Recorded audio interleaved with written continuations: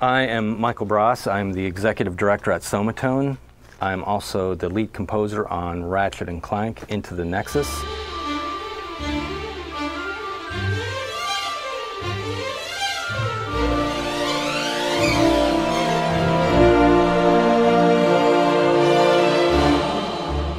The soundtrack itself is 100 minutes worth of music, and we're recording that live here in Nashville with the group.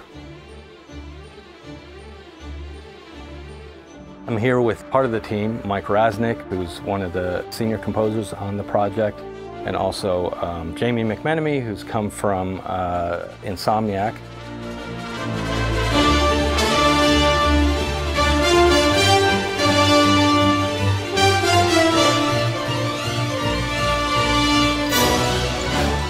This game, Ratchet & Clank, is going to be published through Sony. The Ratchet & Clank franchise has been around for 10 or 12 years. It's a pretty popular game on the PlayStation console, and we're looking forward to helping Insomniac put out another fantastic game.